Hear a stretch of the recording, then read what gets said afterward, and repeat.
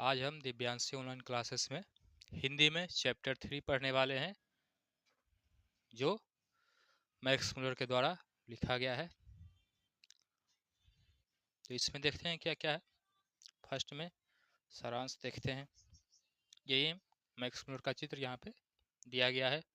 जन्म और मृत्यु। तो देखिए जानते हैं मैक्स मुलर के बारे में। इनका जन्म जो है ये इंग्लैंड के थे। कहाँ के थे? जर्मनी के थे। मैक्स मुलर जर्मनी के निवासी थे। इनका जन्म जर्मनी के देसो नामक शहर में हुआ था। मैक्स मुलर का जन्म जो है जर्मनी में कहाँ पे हुआ था? देसो नामक दसाव दसाव ऐसे नाम है, दसाव नाम है इसका स्थान का। जर्मनी में हुआ था मैक्स मुलर का जन्म। कब हुआ था? 6 दिसंबर 1823 ईस्वी को मैक्स मुलर का जन्म दसाव स्थान पे नामक शहर में जर्मनी में हुआ था। और निधन जो है ये 28 अक्टूबर 1900 को हुआ था। कहाँ पे? इंग्लैंड के ऑक्सफोर्ड यूनिवर्सिटी है। ऑक्सफोर्ड जो है ये क्या है? इंग्लैंड का एक प्रख्यात प्रमुख फेमस क्या है? यूनिवर्सिटी है।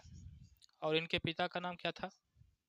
मैक्स मुलर के पिता का नाम विल्हेम मुलर था, जो क्या थे? प्रसिद्ध जर्मन कवि और लाइब्रेरियन थे। कवि के साथ साथ ये लाइब्रेरियन भी थे मैक्स मुलर के पिता। और इनके पिता का पेशा क्या था?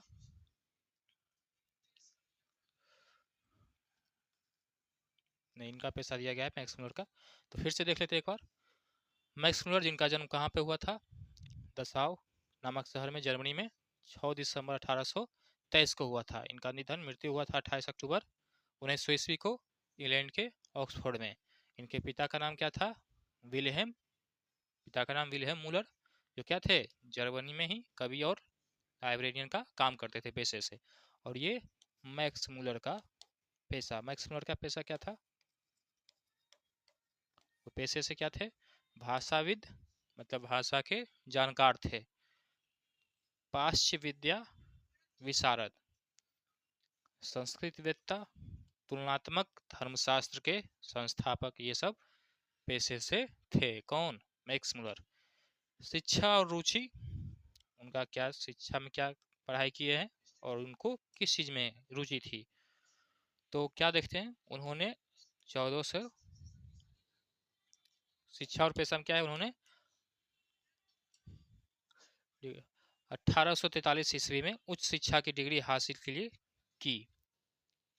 जन्म हुआ 1823 ईस्वी में और 1843 ईस्वी में 20 साल में ये क्या किए?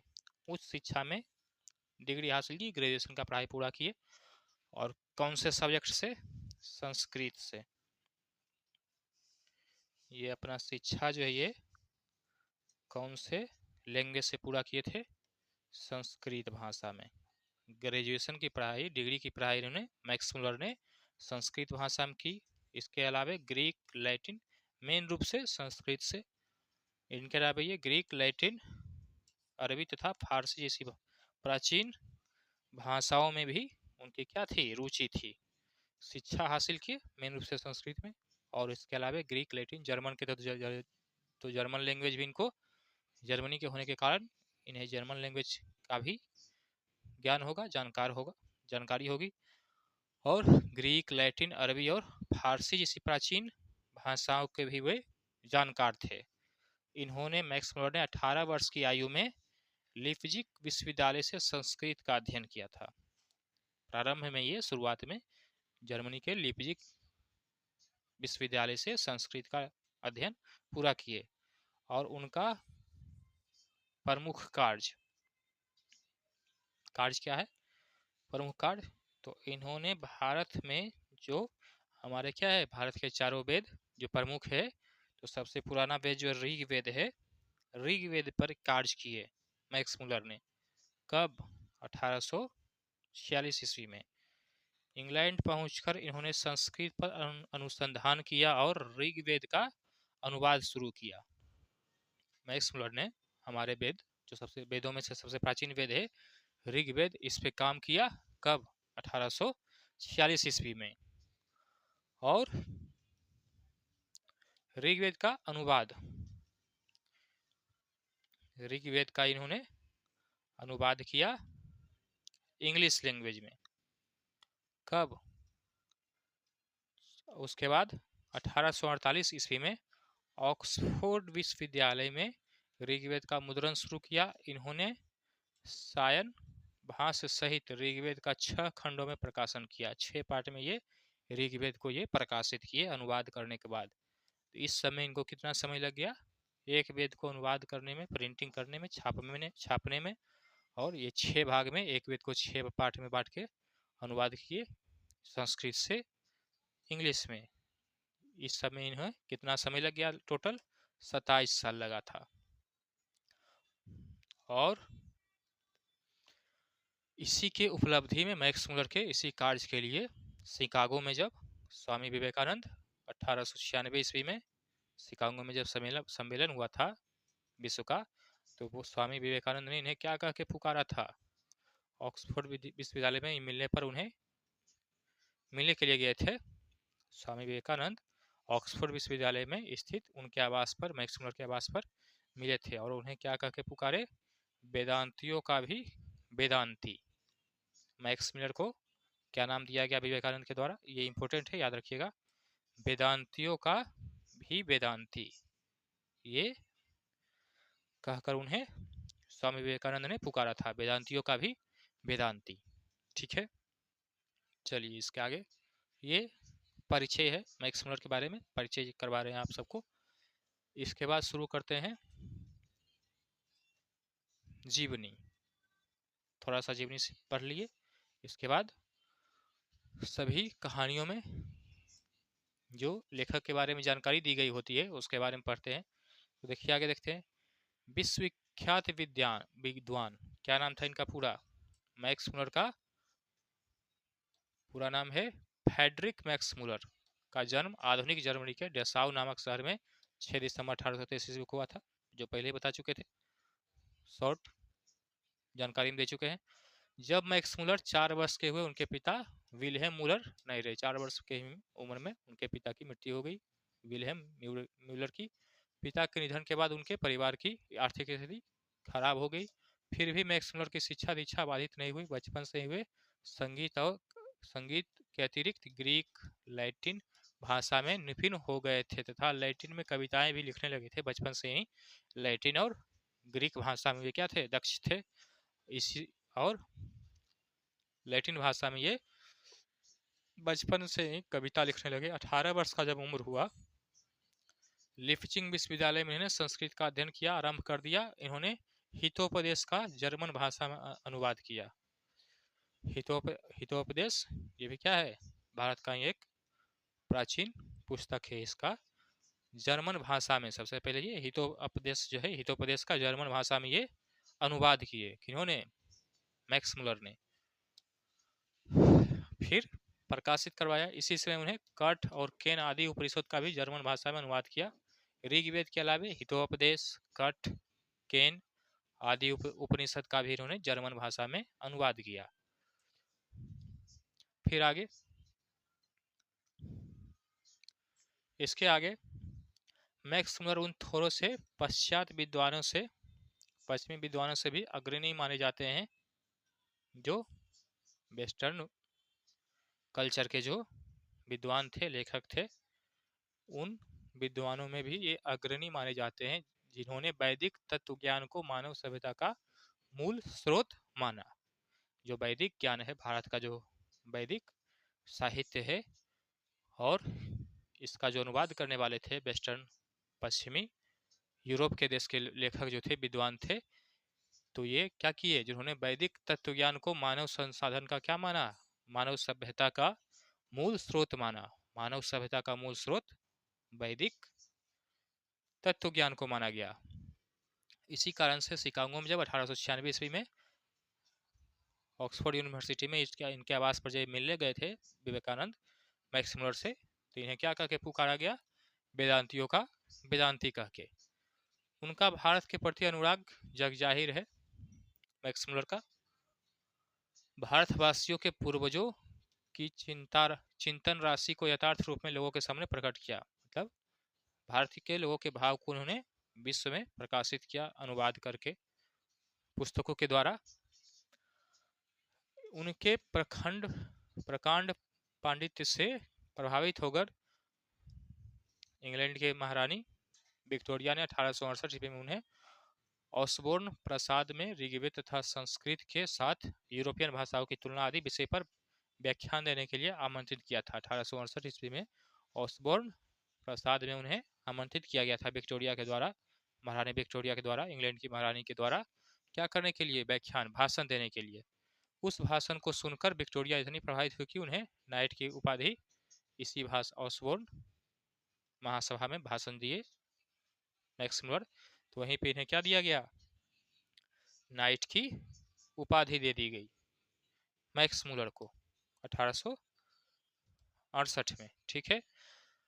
किंतु उन्हें यह पदवी अत्यंत तुच्छ लगी, लेकिन नाइट की उपाधि बहुत ही महत्वपूर्ण माना जाता है।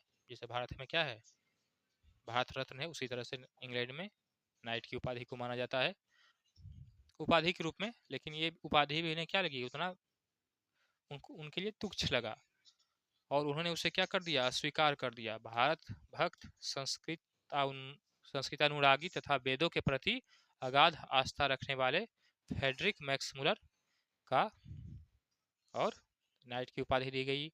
इन्होंने ऋग्वेद, केन, काठ और हितोपदेश का संस्कृत और जर्मन भाषा में कुछ को, संस्कृत को क्या किए? जर्मन भाषा में, कुछ को इंग्लिश में अनुवाद किए। और इनकी मृत्यु 28 अक्टूबर 1900 ईस्वी को हो गया। चलिए इसके आगे देखते हैं। इसके आगे है प्रस्तुत आलेख वस्तुतः, ये जो पाठ है आपका तीसरा पाठ, ये लेख है वस्तुतः भारतीय सिविल सेवा हेतु चयनित युवा अंग्रेज अधिकारियों के आगमन के अवसर पर संबोधित भाषण की श्रृंखला की एक कड़ी है। जो पाठ है, लेसन है, ये क्या है? भारतीय सिविल सेवा हेतु जो चयनित, जो चुने जाते हैं लोग, युवक जो चुने जाते हैं, उनके द्वारा अंग्रेज अधिकारियों के आने के अवसर पर क्या था? ये संबोधन के रूप में एक कड़ी थी। प्रथम भाषण का यह अवकीलन रूप में संक्षिप्त तथा संपादित अंश है। ये क्या है? एक भाषण का कुछ भाग है, ये हिस्सा है। तो क्या है ये? जिसका भाषांतरण डॉक्टर भवानी शंकर त्रिवेदी ने किया है, भाषा का अनुवाद किया है। भाषा में मैक्स मुलर ने भारत की प्राचीनता और विलक्षणता का प्रतिपादन करते हुए नवागंतुक अधिकारियों को यह बताया कि विश्व की सभ्यता भारत से बहुत कुछ सीखती है और ग्रहण करती आई है। तो क्या समझे आप?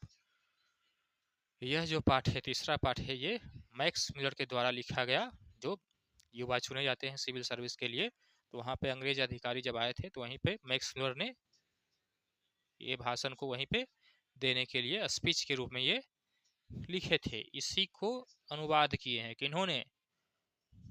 भवानी शंकर त्रिवेदी ने। और इस भाषण में क्या कहा गया था? भारत क्या है? भारत एक ऐसा देश है जहाँ की सभ्यता संस्कृति से सभी देश को क्या करना है? सीखना है और बहुत कुछ ग्रहण करना है। भारत के इस सभ्यता और संस्कृति से उनके लिए यह भी एक सौभाग्यपूर्ण अवसर है कि वे इस विलक्षण देश, मतलब भारत की उसकी सभ्यता संस्कृति से बहुत कुछ सीख जान सकते हैं। और उनके लिए भी ये अपने आप को क्या माने? अपने आप को ये सौभाग्यशाली माने कि ये भारत के संस्कृति जो ट्रांसलेट किए थे, अनुवाद किए थे किताबों को, ऋग्वेद को और तरह के भी उपनिषदों को, जिससे अपने आप को सौभाग्यशाली मानते थे, जिससे वे बहुत कुछ सीख पाए। इस भाषण में, उस स्पीच जो था इनका मैक्स मुलर का, उसमें ये सब लिखा गया था। यह भाषण आज भी उतना ही प्रासंगिक है, बल्कि स्वदेशाभिमान के विलोपन के इस दौर में इस भाषण की विशेष सार्थकता है। ये भाषण इसीलिए क्या है? महत्वपूर्ण माना जाता है। इसमें भारत की सभ्यता को महत्वपूर्ण बताया गया है।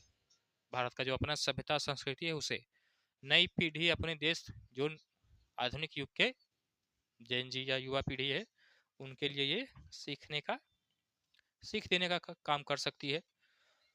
नई पीढ़ी अपने देश तथा इसकी प्राचीन सभ्यता, भारत का जो नया पीढ़ी है उसे इसकी सभ्यता, संस्कृति, ज्ञान साधना, प्राकृतिक वैभव आदि की महत्ता का प्रमाणिक ये स्पीच क्या देता है, भारत के नवयुवक को ये ज्ञान दे सकती है, सीख देने का काम कर सकती है ये स्पीच, कि भारत के सभ्यता और संस्कृति को अंग्रेज भी सौभाग्यपूर्ण मानते थे जो इन्हें ये सीखने के लिए मिला, यहाँ के सभ्यताओं से, उपनिषद से, वेदों से। तो आपका चैप्टर का नाम क्या है? भारत से हम क्या सीखे।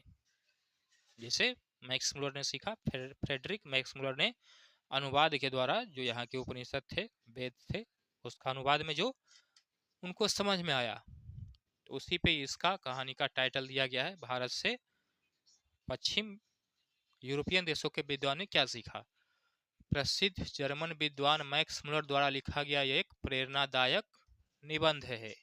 ये जो निबंध है ये मैक्स मुलर के द्वारा लिखा गया, ये तो परिचय था पीछे जो पढ़े, इसके बाद एक कहानी है। तो यह जो भाषण है, निबंध है, इसमें लेखक मैक्स मुलर ने भारत के प्राचीन गौरव, संस्कृति, अध्यात्म और मानवता के गुणों की सराहना की है। भारत के लिए, भारत को उत्तम बताया, सर्वोत्तम बताया है।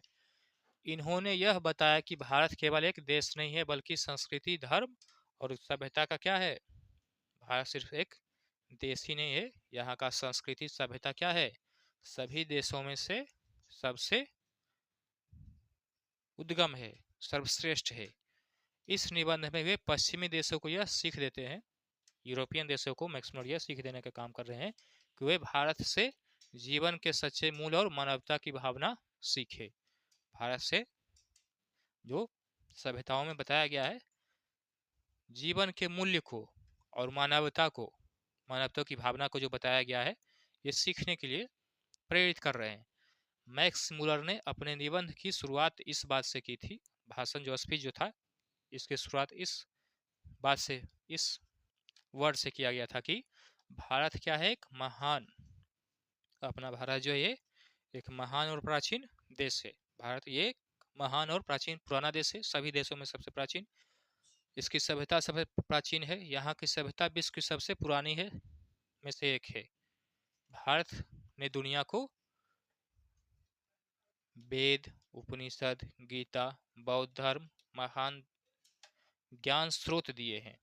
इन साहित्यों, उपनिषदों और वेदों से विश्व को ये महान ज्ञान देने का कार्य किया है। इसीलिए यहाँ की क्या है, साहित्य, संस्कृति सर्वोत्तम है। ये ग्रंथ केवल धार्मिक नहीं है, ये जो यहाँ का जो ग्रंथ है ये सिर्फ धार्मिक ही नहीं है, बल्कि मानव जीवन के मार्गदर्शन भी है। मानव का जीवन कैसा होना चाहिए ये दर्शाने, दिखाने का, ज्ञान देने का भी काम करता है यहाँ का धार्मिक ग्रंथ। इन्होंने कहा कि भारत के ऋषि मुनियों में भौतिक सुखों से अधिक, भारत के जो ऋषि मुनि थे, प्राचीन विद्वान जो थे, इनमें भौतिक सुख से अधिक क्या था, अध्यात्म सुख और आत्मज्ञान को महत्व दिया था। भौतिक सुख को महत्व नहीं देकर यहाँ के ऋषि मुनियों ने आध्यात्मिक और आत्मज्ञान को महत्व दिया था, सर्वोपरि माना था। इसके आगे मैक्स मुलर इसके आगे क्या बताते हैं,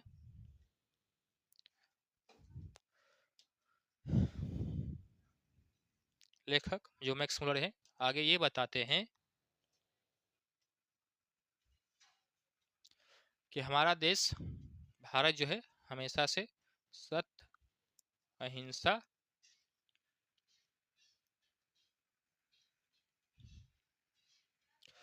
लेखक बताते हैं कि हमारा देश भारत हमेशा सत्य, अहिंसा, करुणा और सहिष्णुता का मार्ग अपनाता है। सभी के विश्व के लिए, विश्व के सभी लोगों के लिए भारत जो है कैसा मार्गदर्शन जो है कैसा रखता है, सत्य, अहिंसा, करुणा और सहिष्णुता का भाव रखता है सभी लोगों के लिए, सभी देशों के लिए।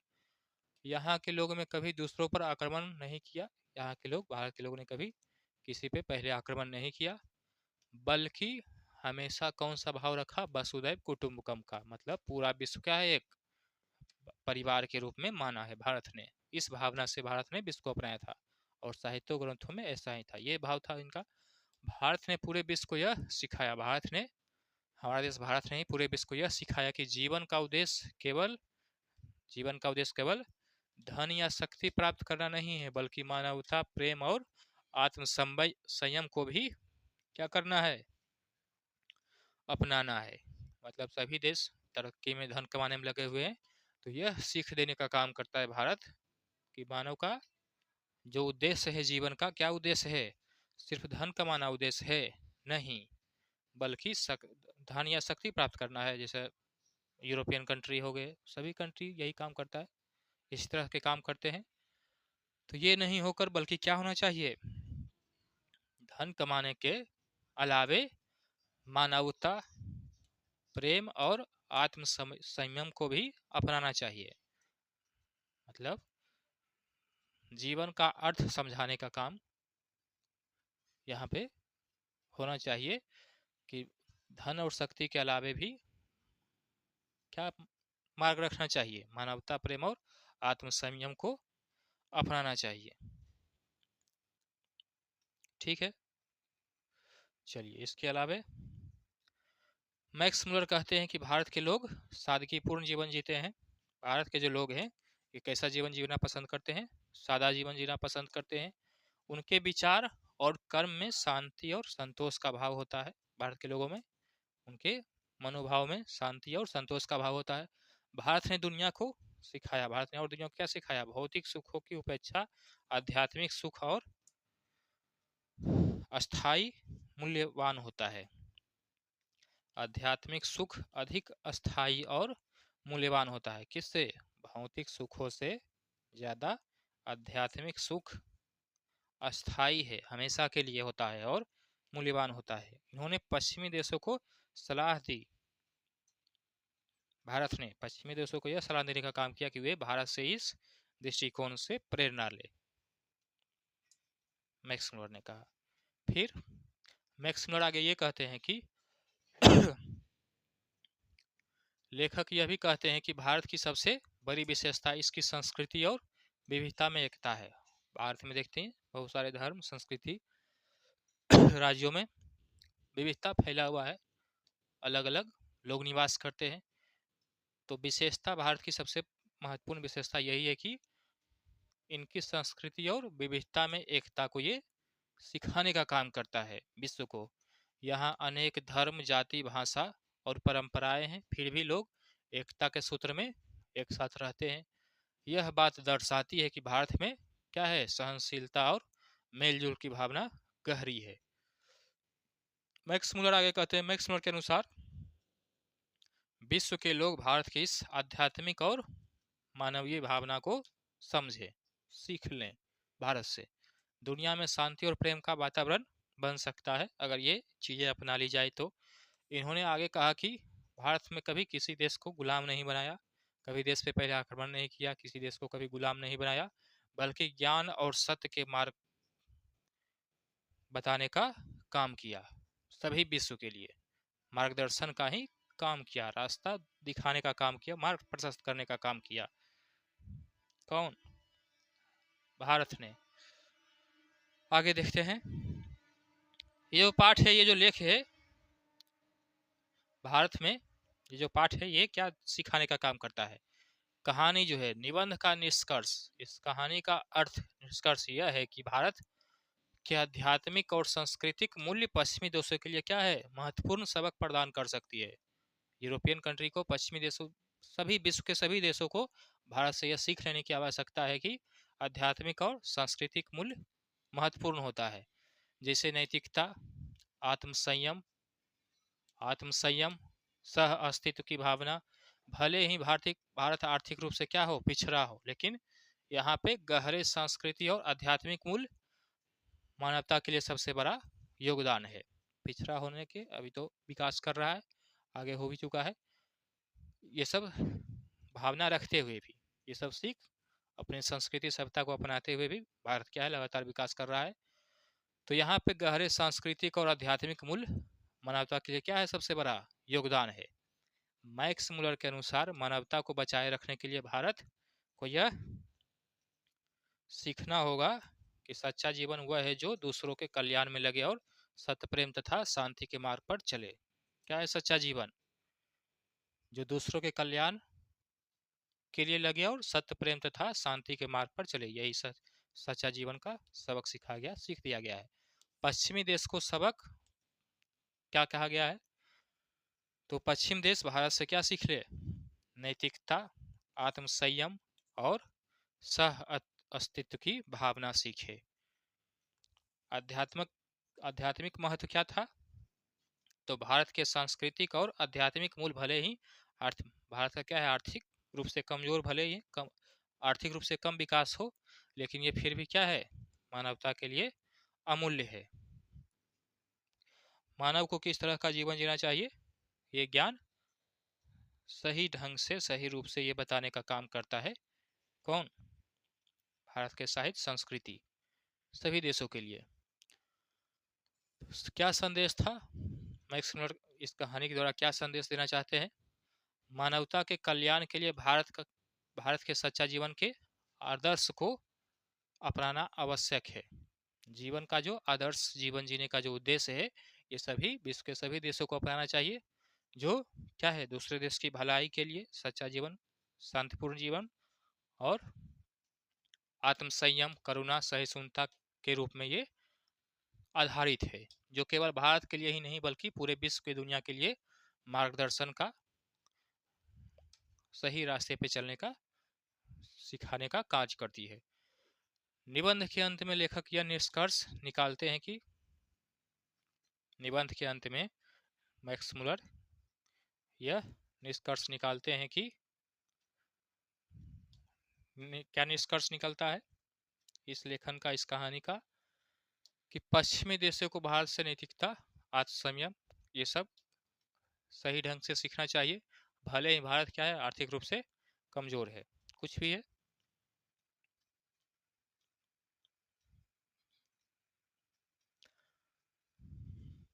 मूल भाव क्या है कहानी का? मूल भाव, भारत से हमें जीवन की सादगी, आत्मसंयम, करुणा, सहिष्णुता और आध्यात्मिक की सीख मिलती है। भारत का दर्शन केवल अपने लिए नहीं बल्कि समूची मानवता के लिए मार्गदर्शन। भारत का जो संस्कृति सभ्यता, ये सिर्फ खुद के लिए नहीं, खुद का ज्ञान और विकास के लिए नहीं है, बल्कि संपूर्ण विश्व के विकास के मार्गदर्शन का कार्य करती है, सिखाने का कार्य करती है।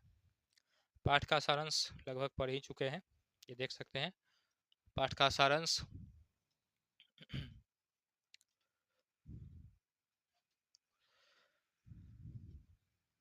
प्रश्न भी आ सकता है कि पार्ट 3 भारत क्या है, भारत से हम क्या सीखते हैं, इस पाठ का सारांश बताइए। तो क्या सारांश होगा? प्रस्तुत शीर्षक इस तरह से लेखन करना है कि भारत से हम क्या सीखें, इस कहानी से, भाषण से। वस्तुतः भारतीय सिविल सेवा के चयनित युवा, भारतीय के जो लोग थे वो सिविल सेवा में जो चुने गए थे, उसमें अंग्रेज अधिकारी के लिए प्रशिक्षण का जो टाइम था, उस पर मैक्स मुलर ने क्या था, एक भाषण दिया था, स्पीच दिया था। उसी भाषण से यह पाठ लिया गया है। उस भाषण का, स्पीच का ये क्या है, अंग है। पश्चिम जगत में भारत के संबंध में सही ज्ञान एवं दृष्टिकोण के प्रेरणा विश्वविख्यात विद्वान फ्रेडरिक मैक्स मुलर ने पहले व्यक्ति थे।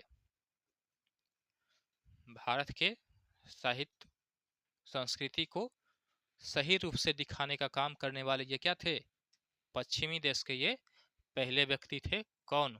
Frederick Max Muller. इन्होंने भारतीय सभ्यता, संस्कृति, ज्ञान, विज्ञान, भाषा, कला, कौशल आदि को गहराई से अध्ययन किया और दुनिया के सामने स्पष्ट किया, और इसीलिए स्वामी विवेकानंद ने उन्हें 1896 में क्या कहा था, वेदांतियों की क्या कह के पुकारा था, वेदांतियों का भी वेदांती कह के पुकारा था। इसी सब उपलब्धि के कारण सर्वविध संपदा और प्राकृतिक सौंदर्य से परिपूर्ण कौन सा देश है? तो भारत है। यदि आप मुझे इस भूखंड का अवलोकन करने के लिए कहे तो बताऊंगा कि यह देश क्या है, भारत है। भारत जहां भूतल पर ही स्वर्ग की छठा निखर रही है, यदि यूनानी, रोमन और सेमेटिक जाति के यहूदियों की विचारधारा में ही सदा अवगाहन करते रहने वाले हम यूरोपियन को ऐसा कौन सा साहित्य पढ़ना चाहिए?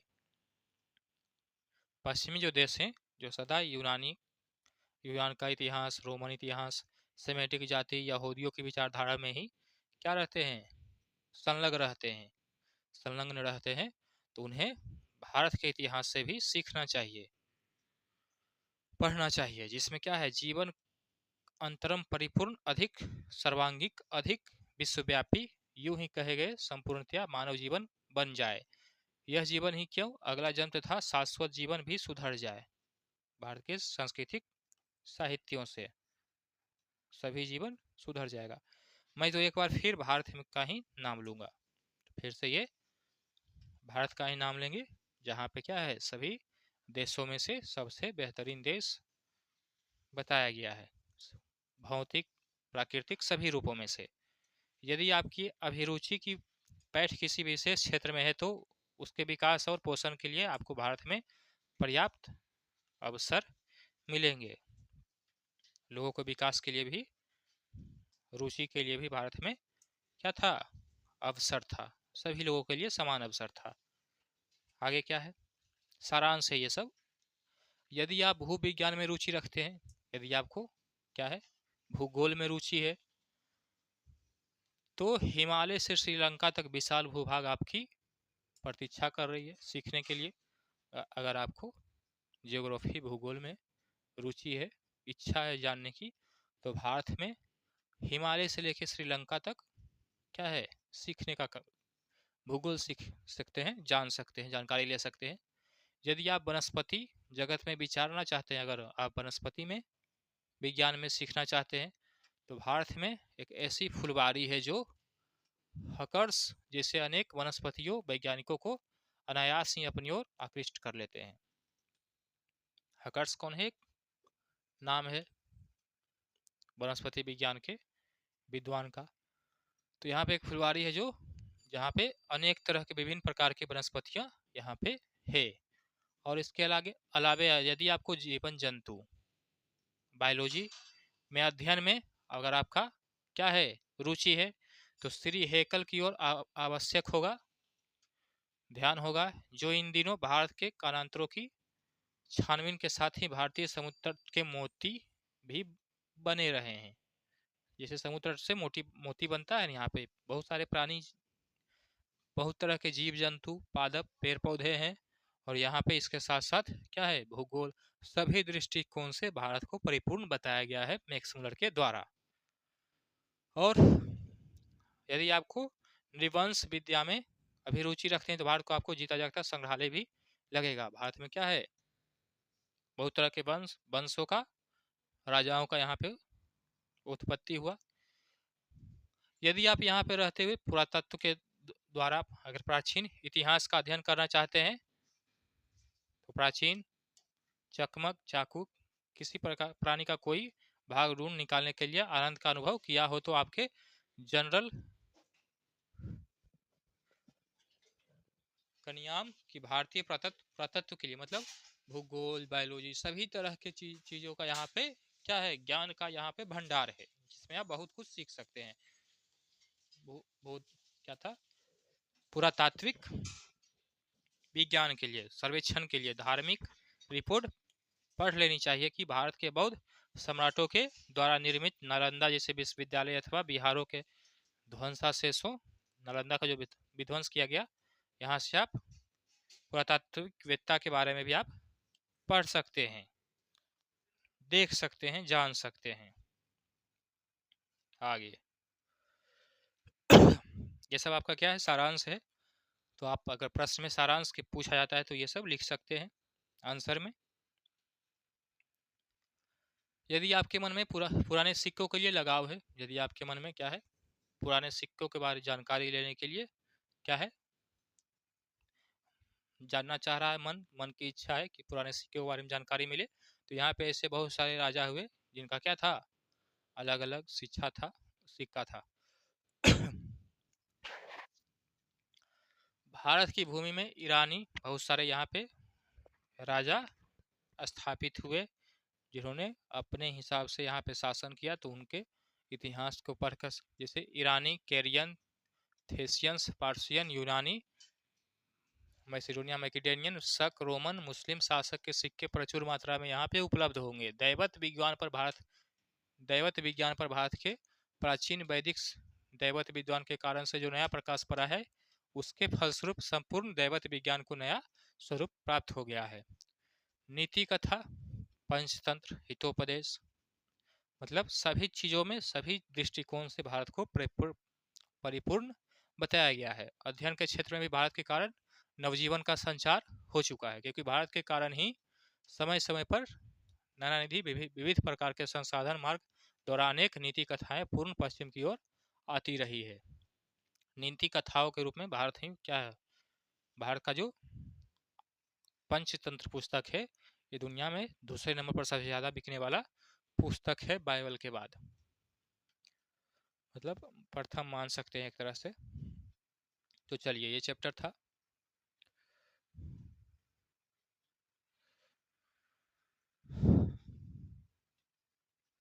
यदि आपको भाषा के सीखने, भाषा के बारे में जानना है, तो यहाँ पे जितने राज्य हैं उतने तरह के भाषा तो 100 किलोमीटर में ही बदल जाता है। तो भाषा का भी, विभिन्न तरह के भाषाओं का भी यहाँ पे एक से अनेक तरह के भाषाएं सीख सकते हैं, जान सकते हैं, जहाँ केवल शब्दों का ही नहीं बल्कि व्याकरणात्मक तत्वों का भी विकास से लय संबंध रहा है। भाषा वैज्ञानिक समस्याओं के अध्ययन का महत्वपूर्ण अवसर प्राप्त हो सके। यदि आप विधि शास्त्र या कानून के विद्यार्थी हैं, तो आपको विधि संहिताओं से एक ऐसे इतिहास की जांच पड़ताल का अवसर मिलेगा जो यूनान, रोमन, जर्मनी के ज्ञात विद्वानों के इतिहास से सर्वथा भिन्न होते हुए इनके साथ समानताओं और विभिन्नताओं के आधार पर विविध शास्त्र के किसी भी विद्यार्थी के लिए, सिक्का हो गया, इतिहास, भूगोल, बायोलॉजी, जंतु विज्ञान, पादप, पेड़ पौधे के बारे में, ये सब तो था ही। इसके अलावे कानून की अगर पढ़नी है, विधि संहिता पढ़ना है, तो ये भी यहाँ पे उपलब्ध है। यदि आप लोगों को अत्यंत सरल राजनीतिक इतिहास अगर जानना है, तो यहाँ पे राजनीतिक का शिक्षा भी यहाँ पे ले सकते हैं, जान सकते हैं। राजनीतिक इकाइयों के निर्माण और विकास के संबंध प्राचीन युग से कानून के पुरातन रूपों में इधर जो अनुसंधान हुए हैं, उनके महत्व, जितने राजाएं आए उनका अलग सिक्का, अलग राजतंत्र, अलग तौर तरीका था, इतिहास था, संस्कृति थी, भाषाएं थी, परख सकने की क्षमता करती है। तो आपको इसके लिए आज भारत की ग्राम पंचायत के रूप में इनके प्रत्यक्ष दर्शन का सुयोग, ग्राम जीवन के बारे में जानना है, तो इसका प्रत्यक्ष रूप से गाँव का, भारत को गाँव का देश भी कहा गया है, तो प्रत्यक्ष रूप से देख भी सकते हैं। बहुत सारे गांव हैं, पंचायत हैं। इसके अलावे बहुत बड़ा क्षेत्र विद्यमान है। भारत ब्राह्मण तथा वैदिक सभ्यताओं की भूमि है। भारत ब्राह्मण वैदिक धर्म की भूमि है। इसके अलावा बहुत सारे धर्म की जानकारी भी ले सकते हैं। लगभग सभी धर्म के लोग यहाँ पे निवास किए थे। बौद्ध, जैन, प्राचीन धर्म यहाँ पे है। सबसे प्राचीन तो ये सनातन ही हो गया। उसके अलावा जैन धर्म, बौद्ध धर्म, यहाँ पे पारसी भी आए, पर्शियन लोग भी शरणार्थी हुए, यहूदी भी यहाँ पे शरणार्थी हुए थे, आक्रमण हुआ था तो यहाँ पे भाग के आए थे, यहाँ पे बसे थे। मतलब सभी धर्म के लोग यहाँ पे कहीं ना कहीं से आए ही हैं। तो धर्म की शिक्षा भी हम यहाँ से ले सकते हैं। आज भी यहाँ नित्य नए मत मतांतर प्रकट व विकसित होते रहते हैं। यहाँ पे सभी धर्म के लोगों का लगभग निवास स्थान भी माना गया है। संस्कृत की सबसे पहली विशेषता यह है कि इनकी प्राचीनता, क्योंकि हम जानते हैं कि ग्रीक भाषा से ही संस्कृत का काल पुराना है। जो सबसे लैटिन ग्रीक भाषा जो माना गया है, इससे भी प्राचीन माना गया है संस्कृत को।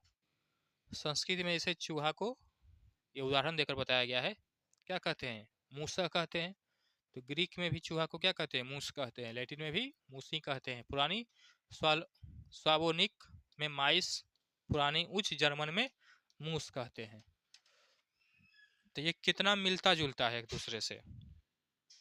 संस्कृत में मूसा है तो लगभग ग्रीक, लैटिन, पुरानी स्वालोकिक, इंग्लिश भी माइस है। जर्मन में भी यही है, जिसे मैं हूँ, जिसे भाव को व्यक्त करने के लिए भला किसी दूसरी भाषाओं में अस्मि जैसा शुद्ध और उपयुक्त शब्द कहाँ मिल पाएगा। अस्मि संस्कृत में जैसे मैं हूँ, अस्मि बताया गया है, तो ये भी है। संस्कृत के भी सीख सकते हैं भाषाओं से। मैंने इसे ही वास्तविक अर्थों में इतिहास मानता हूँ। यह एक ऐसा इतिहास है जो राज्यों के दुराचारों और अनेक जातियों की क्रूरता की उपेक्षा कहीं अधिक ज्ञातव्य और पठनीय है। अन्य भाषाओं में से सभी चीजों में से क्या है, ये सबसे शुद्ध माना गया है संस्कृत को। हम सब पूर्व से आए हैं। हमारे जीवन में जो भी कुछ अत्यधिक मूल्यवान है, क्या माना गया है। जब यहाँ पे मानव का निवास हुआ था तो सभी को बताया गया है कि ये सब कहाँ से आए हैं, पूर्व से ही आए हैं। हमारे जीवन में जो भी कुछ अत्यधिक मूल्यवान है वह हमें पूर्व से ही मिलता है। पूर्व को पहचान लेने में ऐसे प्रत्येक व्यक्ति को जिन्होंने इतिहास के वास्तविक शिक्षा का कुछ लाभ उठाया है, भले ही वह पाश्चात्य विद्या विशारद ना भी हो, तो भी यह अनुभव के बारे में वैसे ही सुनहरे सपने देख सकते हैं, जिसे भारत पहुंचने के बाद एक से बढ़कर एक शानदार काम भी कर सकते हैं। भारत को भ्रमण करने का, देखने का, सीखने का यहाँ पे बताया गया है। तो चलिए आते हैं आपके चैप्टर के प्रश्न उत्तर पे। यहाँ पे चैप्टर भारत से हम क्या सीखें, इसका भावार्थ, सारांश और सारा प्रश्न उत्तर इस क्लास में हम करने वाले हैं। बाकी चैप्टर तो आप कहानी में जो दिया गया है आप अपने पुस्तक से भी पढ़ सकते हैं। तो आपके पाठ्य पुस्तक में जो पहला प्रश्न है, जैसे क्या है, समस्त भूमंडल में सर्वविध संपदा और प्राकृतिक सौंदर्य से परिपूर्ण देश भारत है, लेखक ने ऐसा क्यों कहा था।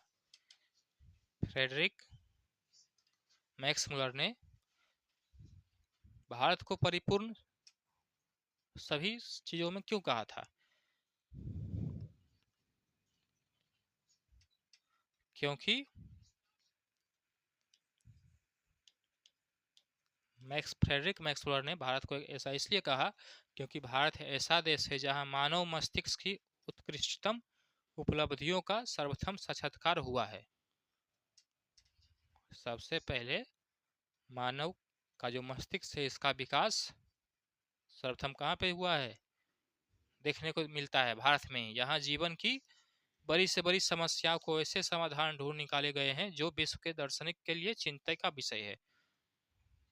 मुश्किलों का समाधान आसानी से यहाँ पे निकाला गया है। साहित्यों में बताया गया है, जो ये अनुभव किए, साहित्य को जो अनुवाद किए, उसमें ये सीखे। विश्व के दार्शनिक के लिए क्या था, चिंतन था, मुश्किल था। भारत के भूतल पर ही स्वर्ग की छटा बिखरती है। भारत के भूगोल को क्या कहा गया है, स्वर्ग की समानता बताई गई है।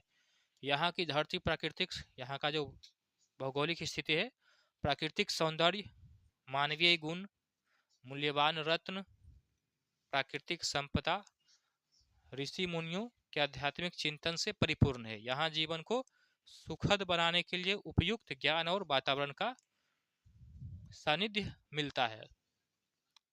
भूमंडल में अन्यत्र कहीं नहीं, इसीलिए भारत को क्या कहा गया था, समस्त भूमंडल और सर्वविध संपदा और प्राकृतिक से परिपूर्ण देश भारत को बताया गया था। तो ये पहला प्रश्न था आपका, देख सकते हैं। कोई ऐसा देश पूरे विश्व में, पूरे धरती पे कोई भी अन्य जगह ऐसा नहीं है जैसा भौगोलिक स्थिति भारत का है। आपका अगला प्रश्न, लेखक के दृष्टि में सच्चे भारत के दर्शन कहाँ हो सकते हैं और क्यों। मैक्स मुलर के दृष्टिकोण से, नजरिए से, सच्चे भारत का दर्शन कहाँ कर सकते हैं और क्यों कर सकते हैं। तो लेखक की दृष्टि से सच्चे भारत का दर्शन गांव में हो सकता है। सही रूप में जो भारत के लोग हैं उसका दर्शन हम गांव में कर सकते हैं। भारत की सारी परंपरा का आधार ऋषि और कृषि पद्धति है। सभ्यताओं परंपराओं का जो आधार है ये क्या है, ऋषि और कृषि ही है। गांव में ग्राम पंचायत व्यवस्था देखने को मिलेगा, कृषि व्यवस्था, मंदिर व्यवस्था, जो केवल भारत के गांवों में मौलिक रूप से देखने को मिलेगी, बाकी और कहीं नहीं। इसीलिए क्या कहा गया है, लेखक की दृष्टि से सच्चे भारत का दर्शन भारत के गांव में ही हो सकता है, जहाँ पे मंदिर ऋषि मुनियों के द्वारा और किसानों के द्वारा जो क्या करते हैं, कार्य करते हैं, परंपरा जो है यहाँ पे देख सकते हैं। कृषि व्यवस्था, पंचायत, मंदिर व्यवस्था आदि चीज हम देख सकते हैं। ठीक है, नोट कर लीजिए। बाकी अगला प्रश्न है, तीसरा प्रश्न पे आते हैं। भारत को पहचान सकने वाली दृष्टि की आवश्यकता किनके लिए वांछनीय है और क्यों? भारत को सच्ची रूप से जान पाने के लिए जानने की दृष्टि किसके लिए है और किसके लिए नहीं है, ऐसा क्यों है? तो भारत को पहचान पाने वाली दृष्टि भारतीय सिविल सेवा हेतु चयनित युवा अंग्रेज अधिकारियों के लिए है। भारत में पहुंचने के बाद वहां से ज्ञान, सामाजिक व्यवस्था, विज्ञान आदि का संग्रह और उन्नयन करने की दृष्टि हो। सर विलियम जोन्स की तरह नए युवा अधिकारी भी स्वप्नदर्शी हों और गंगा सिंधु के मैदान में संग्रहणीय वस्तु एवं विद्या इंग्लैंड लावे।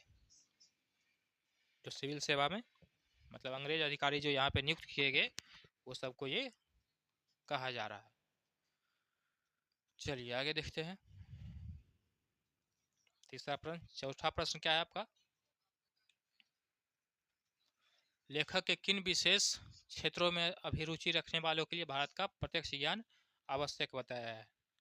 मैक्स मुलर ने कौन कौन से क्षेत्र में अभिरुचि रुचि रखने वाले के लिए भारत का प्रत्यक्ष ज्ञान आवश्यक बताया है? तो सभी चीजों में, भारत में सभी चीजों का क्या है, महत्वपूर्ण है। सभी चीजों के लिए यहाँ पे सभी चीज हम सीख सकते हैं, सभी क्षेत्रों में सीख सकते हैं। लेखक ने कहा है, मैक्स मुलर ने, कि आपकी अभिरुचि अगर किसी भी तरह क्षेत्र में हो, यहाँ पे अच्छे से सीख सकते हैं। किसी विशेष क्षेत्र में हो तो भारत में आपको पर्याप्त अवसर मिलेंगे सभी क्षेत्रों के लिए।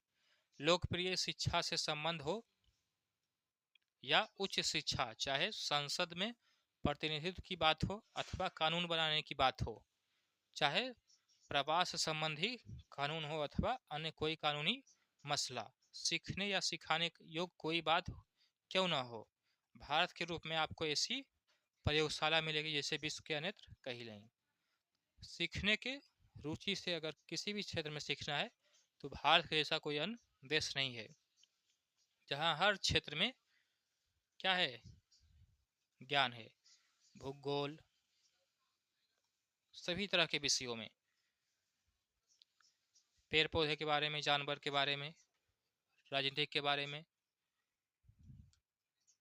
और अन्य चीज़ों के बारे में भी। अगला प्रश्न है आपका पांचवा, लेखक ने वारेन हेस्टिंग के संबंध में किस दुर्भाग्यपूर्ण घटना का हवाला दिया था और क्यों? वारेन हेस्टिंग अंग्रेजी अधिकारी था यहाँ पे, और इसी ने क्या किया, यहाँ पे अंग्रेजी शासन स्थापित करने का काम किया था। तो एक यहाँ पे इसी का वर्णन दिया गया है कि वारेन हेस्टिंग को बनारसी में क्या मिला था, 172 दारिस नामक सोने के सिक्कों से भरा एक घड़ा मिला था। तो उसने ईस्ट इंडिया कंपनी के निर्देशक मंडल की सेवा में सोने के सिक्के को यह समझकर भिजवा दिया कि यह ऐसा उपहार होगा जिसकी गणना उसके द्वारा प्रेषित सर्वोत्तम दुर्लभ वस्तुओं में की जाएगी। मतलब यहाँ का जो बनारसी क्षेत्र है, यहाँ पे वारेन हेस्टिंग को क्या प्राप्त हुआ था, 172 दारिस नाम के सिक्के मिले थे। तो इसने उसे अंग्रेज ईस्ट इंडिया कंपनी के अधिकारियों को सौंप दिया कि ये क्या समझेंगे, इसे एक महत्वपूर्ण भेंट समझेंगे, उपहार समझेंगे। लेकिन कंपनी ने इसके इतिहास को महत्व नहीं दिया, ये समझ ही नहीं पाया ईस्ट इंडिया कंपनी ये सिक्का क्या है, इतिहास को जानने का क्या है, ऐतिहासिक है, इसका एक इतिहास रहा है। तो इस ईस्ट इंडिया कंपनी के निर्देशक ने सभी मुद्राओं को गला डाला। वारेन हेस्टिंग के सबसे बड़ा दुर्भाग्यपूर्ण घटना यही था। फिर उसने सोचा कि आगे से सावधानी रहेगी, ऐतिहासिक वस्तुओं को बचाया जाए जिससे लोग ऐतिहासिक चीजों को देख पाए, समझ पाए, सीख ले सके। तो 172 दारिस नाम के सिक्के जो थे यहाँ पे उसको ये नष्ट कर दिया गया ईस्ट इंडिया कंपनी के द्वारा, जिसे वारेन हेस्टिंग उपहार के रूप में सौंपा था, जिसके महत्व को ईस्ट इंडिया कंपनी के निर्देशक नहीं समझ पाए। अगला प्रश्न है, लेखक ने नीति कथाओं के क्षेत्र में किस तरह के भारतीय अवदान को रेखांकित किया है? नीति कथा में जिसे बताया हितोपदेश, पंचतंत्र और भी अन्यत्र है। मैक्स मुलर ने बताया है कि नीति कथाओं के अध्ययन क्षेत्र में नवजीवन का संचार हुआ है। समय समय पर विविध साधनों और मार्गों द्वारा अनेक नीति कथाएं पूर्व से पश्चिम की ओर आई है। भारत में प्रचलित कहावतें, दंत कथा प्रमुख स्रोत है, जिसमें बौद्ध धर्म को माना गया है दंत कथाओं के रूप में, किंतु इससे निहित समस्याएं समाधान की प्रतीक्षा में है। लेखक ने एक उदाहरण देकर बताया है कि शेर की खाल में गधा वाली कहावत सबसे पहले यूनानियों को दार्शनिक प्लेटो के क्रटलेस से मिलता है। इसी तरह संस्कृत की एक कथा यूनान के एक नीति कथा से मिलता है। अर्थात भारतीय नीति कथा यूनान के से कैसे जुड़ी, यह एक शोध का विषय है। मतलब भारत के नीति कथाओं में से जो था कहावत जो था, भारत में जो मुहावरा के रूप में बोला जाता था, ये कहानी कहाँ मिली है? यह कहानी यूनान के दार्शनिक प्लेटो के लेखन में मिला था। कौन सा? शेर की खाल में गधा वाला, जो यहाँ पे कहावत के रूप में बोलते थे पुराने समय से ही। यह जो यूनान का प्रमुख विख्यात प्रसिद्ध लेखक दार्शनिक माना गया है प्लेटो को, उसके क्रटलस लेखन में ये मुहावरा कहानी के रूप में लिखा हुआ था। तो ये भी एक जांच का विषय बताया गया था। इसीलिए क्या कहा गया है, भारत के नीति कथाओं के क्षेत्र में किस किस तरह के भारतीय अवदानों का क्या विशेषता रहा है। ठीक, छठा था, लगभग 15 प्रश्न है इसमें। आगे देखते हैं, भारत के साथ यूरोप के व्यापारिक संबंध प्राचीन प्रमाण लेखक ने क्या दिखाया है? भारत के साथ यूरोप का प्राचीन समय से ही, पुराने समय से ही क्या था? व्यापारिक संबंध था। तो इसके बारे में मैक्स मुलर ने क्या किस तरह से संबंध दर्शाया है? तो लेखक के अनुसार यह असंदिग्ध रूप से प्रमाणित हो चुका है कि सोलोमन के समय से ही भारत और सीरिया और फिलिस्तीन के मध्य आवागमन के साधन सुलभ थे। प्राचीन समय से ही, सोलोमन के समय से ही भारत के और विश्व के अन्य देशों के साथ, जैसे सीरिया हो गया, फिलिस्तीन हो गया, यहाँ पे मार्ग, व्यापारिक मार्ग बनाया गया था, आसान रूप से व्यापार कर सके इसके लिए। साथ ही इन देशों के व्यापारिक अध्ययन करने पर कुछ संस्कृत शब्दों का प्रयोग मिलता है।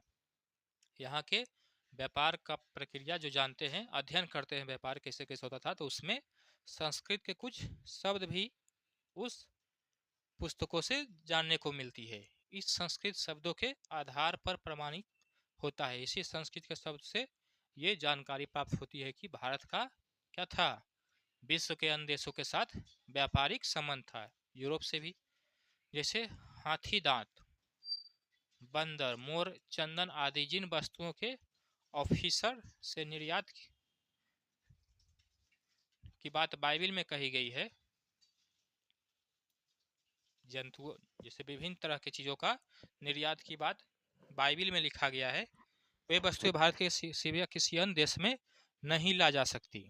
जो बाइबिल के पुस्तकों में लिखा गया है, क्या क्या लिखा गया है? हाथी दांत, बंदर, मोर और चंदन के बारे में लिखा गया है, जो भारत के अलावा और कहीं और हाथी था भी नहीं, भारत के अलावा कहीं था भी नहीं। एक था तो और आगे था थाईलैंड में, और उस समय थाईलैंड के साथ यूरोप का संबंध था भी नहीं। आगे देखते हैं, तो यही प्रामाणिक था। अगला प्रश्न है आपका, भारत के ग्राम पंचायत को किस अर्थ में और किनके लिए लेखक ने महत्वपूर्ण बताया है? भारत में जो ग्राम पंचायत प्रणाली है, जो किस अर्थ में और किसके लिए महत्वपूर्ण बताया गया है? तो लेखक ने युवा अंग्रेज अधिकारी जो भारतीय सिविल सेवा हेतु चयनित हुए हैं, अंग्रेज के अधिकारी जो भारतीय सिविल सेवा हेतु चुने गए हैं, उनके लिए भारत के सबसे पहले ग्राम पंचायत से ही सीखने की सलाह दी गई है। यह महत्वपूर्ण अर्थ बतलाता है, अत्यंत सरल राजनैतिक इकाइयों के निर्माण और विकास में संबंध प्राचीन युग के कानून की पुरातन रूप के बारे में। इधर जो अनुसंधान हुए हैं उनके महत्व और वैशिष्ट को परख सकने की क्षमता प्राप्त करती है ग्राम पंचायत से। तो आपको इसके लिए आज भारत की ग्राम पंचायत के रूप में इनके प्रत्यक्ष दर्शन हो सकते हैं, जो अनायास ही आपको देखने को मिल सकता है। ठीक, अगला प्रश्न, धर्मों की दृष्टि से भारत का क्या महत्व है? धार्मिक रूप से भारत क्या महत्व रखती है ये बताना है। भारत प्राचीन काल से ही धार्मिक विकास का केंद्र रहा है। प्राचीन समय से ही, सबसे प्राचीन समय से ही भारत में धर्म का विकास रहा है, केंद्र रहा है, सेंटर रहा है। यहाँ धर्म के वास्तविक उद्भव, धर्म का वास्तविक विकास, उनके प्राकृतिक विकास तथा उनके अपरिहार्यमान रूप का प्रत्यक्ष परिचय मिलता है। मतलब यहाँ पे धार्मिक रूप से कैसे कैसे विकास हुआ है धर्म का, इसका प्रमाण भी यहाँ पे बताया गया है। प्रमाण के साथ यहाँ पे धर्म का विकास दिखाया गया है, प्रस्तुत किया गया है। भारत जैसे वेद हो गया, उपनिषद हो गया, बाकी अन्यत्र चीज, भारत वैदिक धर्म की भूमि है। और इसके अलावा जैन धर्म, बौद्ध धर्म, यहाँ से भी जान सकते हैं धर्मों के दृष्टिकोण से भारत क्या महत्व रखता है। जैन धर्म, बौद्ध धर्म की जन्मभूमि रही है। पारसियों के जरथुष्ट धर्म की यह शरण स्थली है। पार्सियन के जो लोग हैं उनका भी यह जन्मभूमि रहा है। आज भी यहाँ नित्य नए मतांतर धर्म प्रकट होते हैं, विकसित होते रहते हैं। इस तरह से भारत धार्मिक क्षेत्र से विश्व को आलोकित करने वाला, सिखाने वाला भी एक क्या है, महत्वपूर्ण देश है। तो इस तरह से भारत क्या है, धर्मों की दृष्टि से भी महत्वपूर्ण है। अगला प्रश्न क्या है, 9वां, भारत किस तरह अतीत और सुदूर भविष्य को जोड़ता है? भारत की जो क्या है, इतिहास रहा है, तो ये किस तरह से इतिहास और भविष्य को जोड़ने का काम करता है, स्पष्ट करना है। तो भारत अपने आप को सर्वत्र अत्यंत प्राचीन और सुदूर भविष्य के बीच खड़ा पाएगा।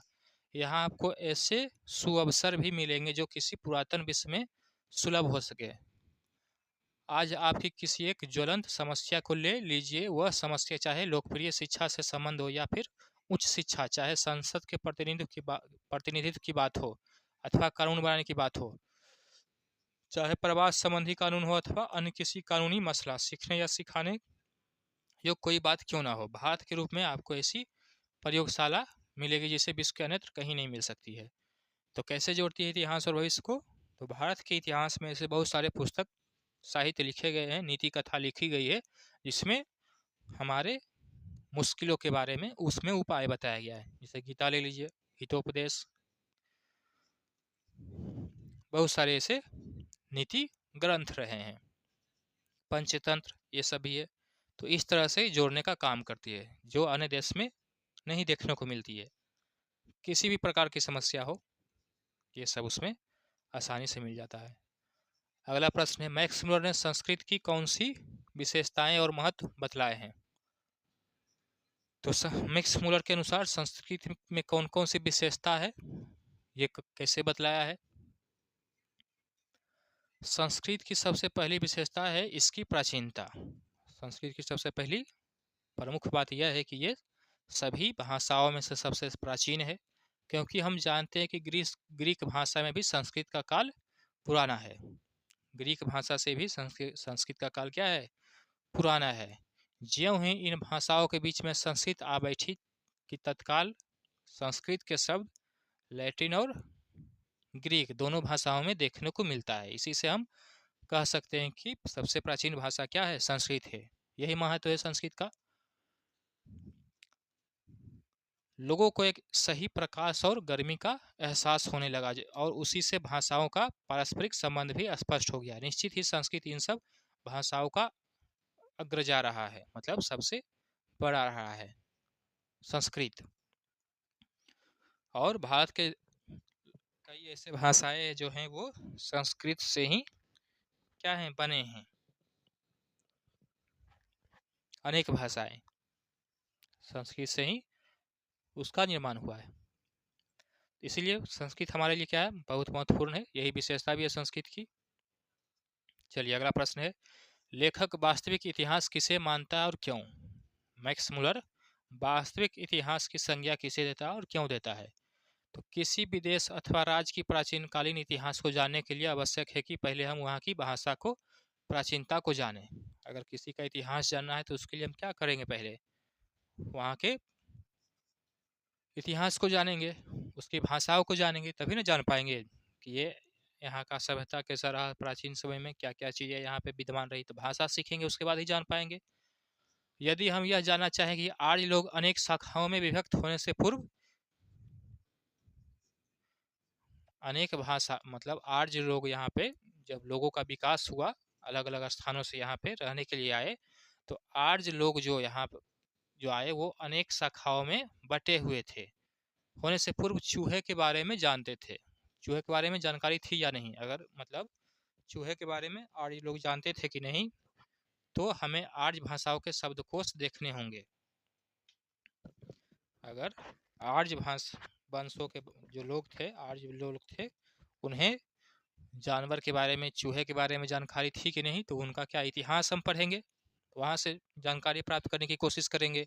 भाषा के सहारे आर्यों के विभाजन से पूर्व ही सभ्यता, संस्कृति, अवस्था को जानना जा सकता है। भाषा जब जानेंगे, आर्य का भाषा जो था संस्कृत था, तभी ना पढ़ पाएंगे कि क्या क्या था, क्या क्या जानकारी थी आर्य के बारे में, संपूर्ण जानकारी जान पाएंगे।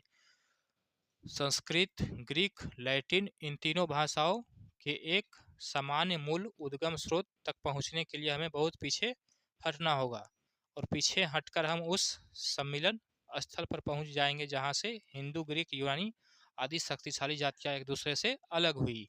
अतीत के अध्ययन से हम जान पाते हैं कि, इतिहास के अध्ययन से, कि आर्य भाषा चिंतन परंपरा के प्रवाहों के उतार चढ़ाव से घिसने वाली चट्टान रही है। लेखक इसे ही वास्तविक अर्थों में इतिहास मानता है, क्योंकि यह एक ऐसा इतिहास है जो राज्यों, दुराचारों और उनके जातियों की क्रूरता की अपेक्षा कहीं अधिक ज्ञातव्य और पठनीय रहा है। पठनीय रहा है, या फिर कुछ भी लिख सकते हैं। तो इस तरह से लेखक क्या करता है, वास्तविक इतिहास किसे मानता है? तो किसी क्षेत्र के इतिहास के जानने के लिए हम सबसे पहले वहाँ की भाषा को जानेंगे, उसके बाद उसको पढ़ के हम भाषा को सीखकर फिर उसके इतिहास से हम जान पाएंगे कि क्या वहाँ पे क्या चीज़ कैसे रहा, क्या क्या रहा। अगला प्रश्न, 13वां प्रश्न, संस्कृत और दूसरी भारतीय भाषाओं के अध्ययन से पश्चात जगत को प्रमुख लाभ क्या क्या हुआ है? संस्कृत और भारत के अन्य दूसरी भाषाओं से, भारत का जो प्राचीनतम भाषा संस्कृत है, और अन्य दूसरी भारतीय भाषाओं के अध्ययन से पश्चिमी देश को क्या क्या लाभ हुआ है, ये बताना है। तो संस्कृत और दूसरी भारतीय भाषाओं के अध्ययन से पश्चिमी देश को मानव जाति के बारे में विचार करने और व्यापक और उदार, पश्चिम देशों को मानव जाति के बारे में हमारे विचार व्यापक और उदार ही नहीं बने हैं, तथा लाखों करोड़ों अजनबियों तथा बर्बर समझे जाने वाले लोगों का भी अपने ही परिवार के सदस्य की भांति गले लगाना ही नहीं सीखे हैं, अपितु इसने मानव जाति के संपूर्ण इतिहास को एक वास्तविक रूप से प्रकट दिखाया है, जो पहले नहीं हो पाया था। तो क्या क्या सीखा है?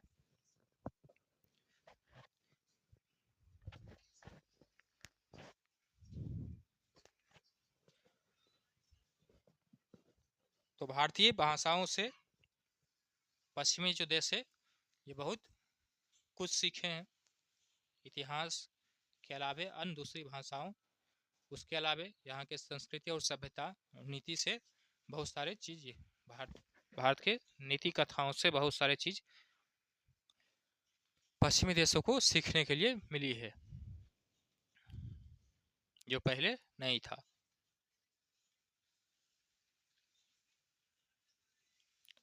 चलिए अगला प्रश्न है 14, लेखक ने भारत के लिए नवागंतुक अधिकारियों, जो भारत में आने वाले नवयुवक अधिकारी थे, उसके किस तरह के सपने देखने के लिए प्रेरित किया है और क्यों?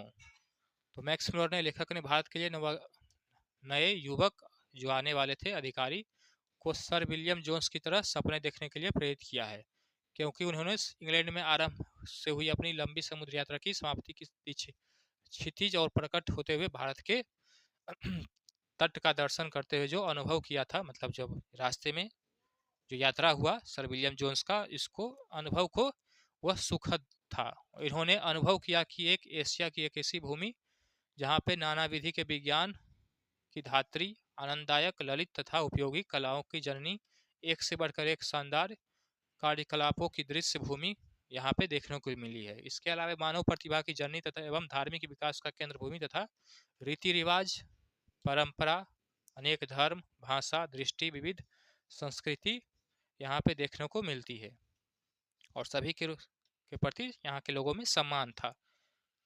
तो ये सब क्या है, इसीलिए ये सब सीख जो पश्चिमी देश से आने वाले नवयुवक नवागंतुक अधिकारी थे, यहाँ पे ये सब सीख सकते थे, देख सकते थे। आगे है 50 नंबर प्रश्न, लेखक ने नया सिकंदर किसे कहा? ऐसा कहना क्या उचित है? लेखक का अभिप्राय स्पष्ट कीजिए। नया सिकंदर किसे कहा था? लेखक ने नया सिकंदर भारत को समझने, जानने और संपूर्ण लाभ प्राप्त करने हेतु भारत के आने वाले नवागंतुक नया सिकंदर से कहा था, जो भारत में आने वाले अधिकारी थे या कोई भी पर्यटक थे जो यहाँ पे घूमने के लिए आते, उन सबको कहा है। भारत विजय का सिकंदर ने स्वप्न देखा था, उसी प्रकार आज भी भारतीयों को निकट से जानने के लिए नवीन स्वप्नदर्शी को आज का सिकंदर कहना अतिशयोक्ति नहीं है। यह उचित है, यह सही कहा जा सकता है कि लेखक ने नए सिकंदर को यह सोचकर निराश नहीं होना चाहिए कि गंगा और सिंध के पुराने मैदान में अब उन्हें विजय करने के लिए कुछ भी शेष नहीं रहा। आज भी अध्ययन, शोध यहाँ पे, जैसे सिकंदर का स्वप्न था भारत को जीते, यहाँ के चीज़ों को जाने समझे, तो उसी तरह से नया सिकंदर कहा गया है पर्यटक को, जो लोग यहाँ पे परिभ्रमण के लिए घूमने के लिए आते हैं, तो यहाँ से बहुत तरह की चीज़ों को यहाँ पे सीख सकते हैं, अध्ययन कर सकते हैं, शोध कर सकते हैं।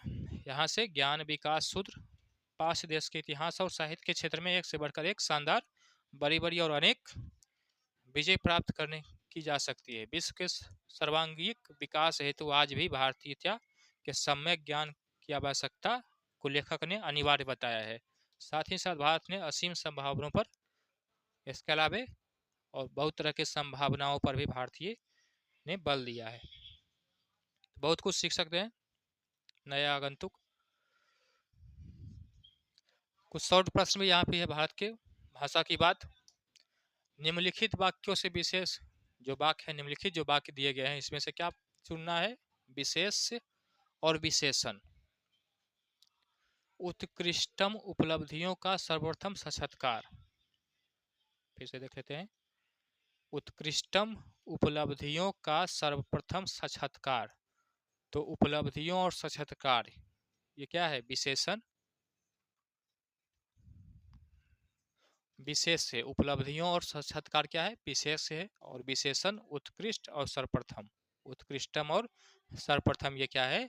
विशेषण है। दूसरा क्या है? प्लेटो और कांट जैसे दार्शनिक का अध्ययन करने वाले हम यूरोपियन लोग, तो इस वाक्य में विशेषण क्या है और विशेष क्या है?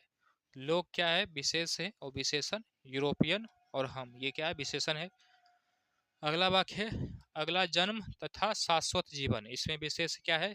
जीवन और जन्म, ये क्या है? विशेष है। और विशेषण क्या है?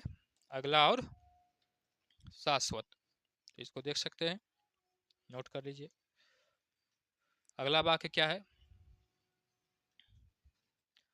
2-3 हजार वर्ष पुराना ही क्यों, आज का भारत भी, तो इसमें क्या विशेष है? तो भारत इसका विशेष से हो जाएगा। और विशेषण क्या है? पुराना, आज, 2-3 हजार वर्ष, ये इस वाक्य में विशेषण है। तो ये आते हैं प्रश्न, महत्वपूर्ण है। अगला वाक्य क्या है? भूले बिसरे बचपन की मधुर यादें, स्मृतियाँ, तो इसमें विशेषण क्या है और विशेष क्या है? तो विशेष स्मृतियाँ और बचपन, ये विशेष से हो जाएगा। और विशेषण मधुर, भूले बिसरे, ये इस वाक्य में विशेषण हो जाएगा। अगला क्या है? लाखों करोड़ों अजनबियों तथा बराबर समझे जाने वाले लोगों को भी, इसमें विशेष लोगों हैं और विशेषण बर लाखों करोड़ों। तो ये वाक्य में विशेष और विशेषण बताना था, तो देख चुके हैं।